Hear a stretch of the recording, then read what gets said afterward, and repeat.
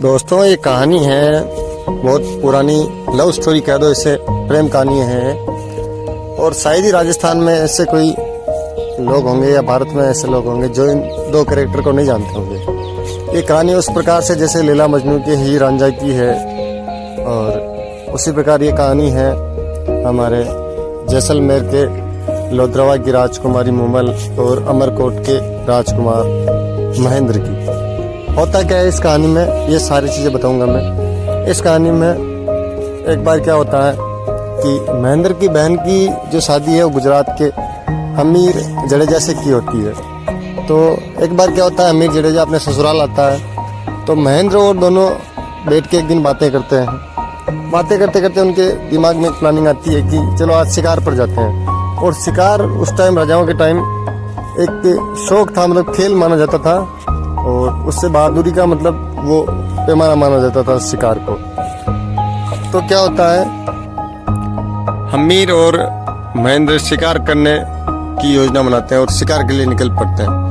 आपको पता है कि राजस्थान के पश्चिम राजस्थान और पाकिस्तान में जो मरुस्थल फैला हुआ है, थार का मरुस्थल, जिसे पाकिस्तान में चोलिस्तान कहते हैं, तो वो शिकार के लिए निकलते हैं। दौरों में लंबी लंबी दूरियां तय करते हैं। शाम पड़ जाती है, दिन ढल जाता है, लेकिन उनको कोई शिकार नहीं मिलता। अंत में दौरों में कहीं जाके अब भी शिकार नहीं मिला। तब उन्हें अंधेरे के टाइम थोड़ा एक महल दिखाई देता है दौरों के बीच में कि यार एक वो महल दिख रहा है, हम ऐसा करते हैं कि शाम के समय यहीं पे स्टे कर लेते हैं, यहीं पे रुक जाते हैं, और जब सुबह होगी खाना वाना खा लेंगे यहीं पे, और सुबह होते ही हम वापस अपने शिकार पर निकल जाएंगे और शाम होते होते अपने घर पर चले जाएंगे।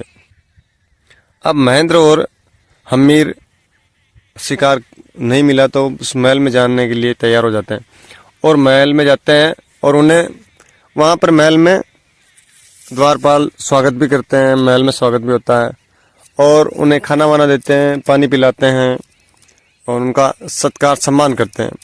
लेकिन जब वो सुबह वापस निकलना चाहते हैं हमीर और महेंद्र, तब वो जो द्वारपाल होते हैं वो मना कर देते कि आप यहाँ से मुमल की आज्ञा के बिना कहीं नहीं जा सकते।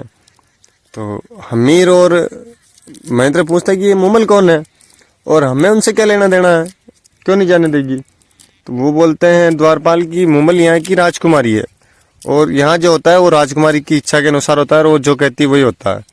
तो उन्होंने आपसे मिलने के लिए बोला है, तो आप नहीं जा सकते, इसका मतलब नहीं जा सकते। तो हमीर देखता है कि राजकुमारी है, तो हमीर के मन में आता है कि फिर तो मिल ही लिया जाए, क्योंकि राजा महाराजाओं के टाइम यह आम बात थी कि बहुत सारी रानियां रहती थी, तो मिल ही लेते हैं। महेंद्र भी बोलता चलो मिल लो फिर। अब क्या होता है कि पहले अब दोनों जीजा साला में लड़ाई होती है कि नहीं पहले मैं जाऊंगा, पहले मैं जाऊंगा। तो हमीर बड़ा होता है और जीजा होता है, तो साला जीजा की बात कैसे टाले। अब क्या होता है, हमीर पहले मिलने जाता है। अब जो राजकुमारी मुमल का जो महल था ना दोस्तों, वो बहुत ही विचित्र था और भूल भुलैया वाले रास्ते वाला था।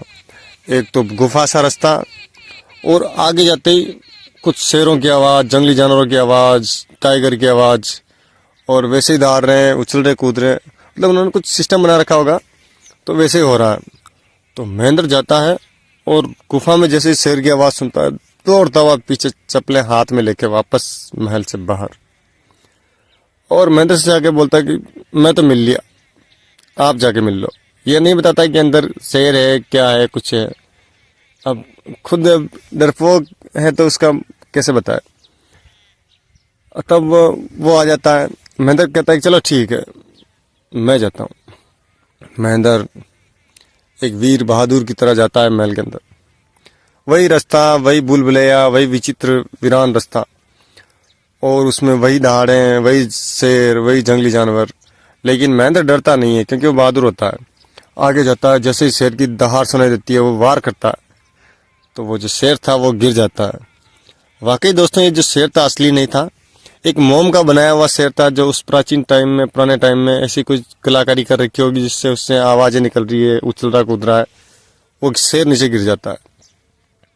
आगे राजकुमारी मुमल बैठी होती है, वो खड़ी हो जाती है एकदम, और देखती है कि अपने सामने, मुमल के सामने एक सुंदर सुंदर, बेहद सुंदर और वीर पराक्रमी बहादुर महेंद्र खड़ा है, जिसकी वीरता का परिचय तो उसने उस मोम वाले शेर को काट के कर दिया था। लेकिन उसे ये पता नहीं था कि ये शेर असली है कि नकली मोम का शेर है। फिर भी उसने बहादुरी का परिचय करते हुए उसे काट दिया। अब मोमल बहुत देर तक उसे निहारते हुए खड़ी रहती है। उसकी आंखें एकदम गड़ जाती है महेंद्र की तरफ। महेंद्र भी वहीं पे रुक जाता है। दोनों लगभग एक पहर तक दोनों खड़े रहते हैं। फिर दोनों नीचे बैठते हैं, बातें चीतें करते हैं। अब महेंद्र मोमल से और मोमल महेंद्र से बातें करते हैं और बातों ही बातों में उन्हें बेइंतहा प्रेम हो जाता है। Love at first sight. अब दोनों बातें करते करते करते बहुत सा टाइम बीत जाता है। उधर हमीर उनका इंतज़ार करता है महेंद्र का कि अब आए, फिर भी नहीं आता है। अब उसकी ये हिम्मत नहीं हो पा रही थी कि मोमल के महल में महेंद्र को आवाज़ लगाए नीचे आने के लिए, और महेंद्र मोमल के पास है। तो धीरे से द्वारपाल से रिक्वेस्ट करता है कि उसे बुलाओ, अब शाम हो रही है, हम घर कैसे जाएंगे। तो द्वारपाल ऊपर जाता है और बताता है कि नीचे महेंद्र आपका हमीर इंतज़ार कर रहे हैं और आपको बुला रहे हैं। तो महेंद्र मोमल से जैसे आज्ञा मांगने लगता है कि चलो ठीक है, अब शाम पड़ गई, अब घर जाना पड़ेगा और घर हमारा बहुत दूर है, शाम भी चल चुकी है, तो अब जाना पड़ेगा। मोमल बोलती है कितनी जल्दी। तो महेंद्र कहता है कि शाम हो गई मैडम, अब कहाँ जल्दी। मोमल बोलती है नहीं जाने दूंगी आपको। महेंद्र बोलता है कि मेरे पीछे 4 रानियाँ और हैं, वो मेरा इंतज़ार कर रही है, तो मुझे जाना पड़ेगा। अब क्या होता है, मोमल बोलती है कि नहीं, फिर आपको मिलने आना पड़ेगा या फिर नहीं जाने दूंगी। तो महेंद्र बोलता है कि मिलने आ जाऊंगा, इसमें कौन सी बात है, 15 दिन महीने में आ जाऊंगा। तो मोमल बोलते नहीं, महीने में नहीं, रोज आओ। महेंद्र बोलता है दूरियां बहुत है, लोद्रवा कहाँ है, अमरकोट कहाँ है, इतनी दूर कैसे आएंगे। कि नहीं आओगे रोज तो जाने दूंगी, बाकी नहीं जाने दूंगी। तो अंत में महेंद्र हामी भरता है कि चलो ठीक है, अब नहीं जाने दे रही है तो आना ही पड़ेगा। फिर महेंद्र बोलता है कि मेरे पीछे 4 रानियाँ हैं। और मोमल बोलते चलेगा, कोई बात नहीं, मैं भी आपकी प्रेमिका बन के रहूँगी। अब क्या होता है, महेंद्र निकल लेता है। अब जाता है अपने अमरकोट, और वो जाते ही एक ऊँट वाले व्यापारी के पास जाता है, क्योंकि आपको पता है रेगिस्तान में घोड़े तो चल नहीं सकते। तो ऊँट वाले व्यापारी के पास जाता है कि एक ऐसा ऊँट दो जो मुझे एक रात में लोद्रवा और अमरकोट की दूरी को तय कर ले, चला भी जाए और वापस भी आ जाए। तो वो व्यापारी बहुत अच्छा ऊँट देता है।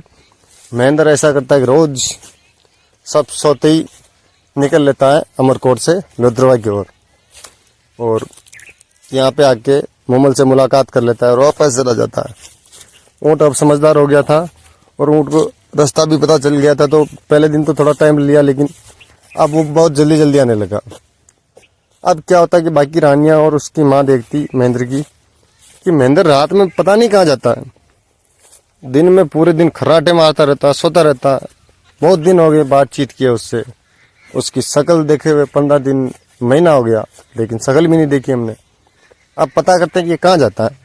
तो धीरे धीरे उनको सारा राज पता चल जाता है कि महेंद्र कहाँ जाता है, क्या करता है, मोमल के साथ मिल के आता है, सारी चीज़ें पता हो जाती है। तो बाकी रानियान वो मान सब मिलके एक प्लानिंग करते हैं, एक योजना बनाते हैं कि ऐसा करते हैं कि ये महेंद्र इस ऊँट पे जाता है ना, अब इस ऊँट को ही चेंज कर देंगे। तो ये जाएगा कैसे, अगर नया ऊँट होगा तो जा भी नहीं पाएगा, और ऐसा ऊँट बांधने के जो बहुत धीरे चलता है। अब क्या करते हैं, वो रानियाँ दूसरा ऊँट बांध देती है। अब महेंद्र जैसे शाम के वक्त, रात के टाइम वहाँ से निकलता है, और वो ऊँट जो नया था उसको रास्ता दिखाना पड़ रहा था कि इधर चल, मार के धीरे धीरे और चल रहा था। तो ऐसा करते करते करते महेंद्र जब अमरकोट पहुंचा ना, वहाँ लोद्रवा, तो उसे सुबह होने में आई, और उधर बेचारी मोमल इंतजार करते करते थक रही थी कि यार कब आए महेंद्र, कब आए। अब मोमल की एक और बहन थी सुमन, तब तक वो इंतजार करते करते गेम खेलती है, खेल खेलती है चोर पुलिस का, जिसमें मूमल लड़की का वेशी बनाती है और सुमल जो है पुरुषों के कपड़े पहन के खेलती है। अब इंतजार में बेचारी खेलती खेलती थक जाती है और दोनों एक ही बिस्तर पे लेट जाती है। अब चूंकि सुमल ने पुरुषों के कपड़े पहने थे, अब जब सुबह हुई थोड़ा सा सूरज उगने में ही था कि महेंद्र आया और वहाँ आके देखता है मूमल के महल में एक खिड़की से कि मूमल किसी पुरुष के साथ सो रही है। अब उसे पता नहीं कि वो सुमल है, उसने पुरुषों के कपड़े पहने हैं।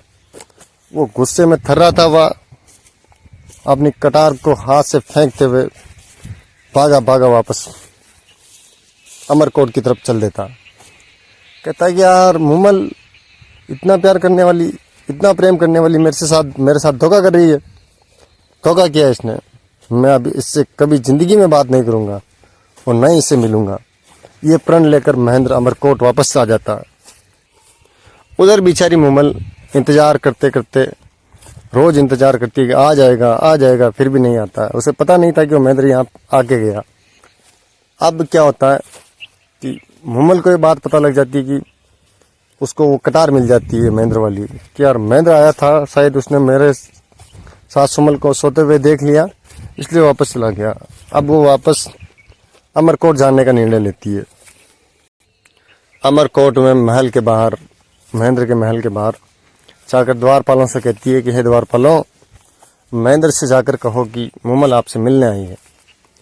और द्वारपाल जाते हैं और महेंद्र से ये बात बताते हैं कि मूमल नाम की कोई राजकुमारी है, वो आपसे मिलने आई है। तो महेंद्र के अंदर वो आग सुलग रही थी कि मूमल ने मेरे साथ धोखा किया। तो महेंद्र महल से ही बता देता है कि जाके कह दो कि महेंद्र बीमार है और अभी नहीं मिल सकता।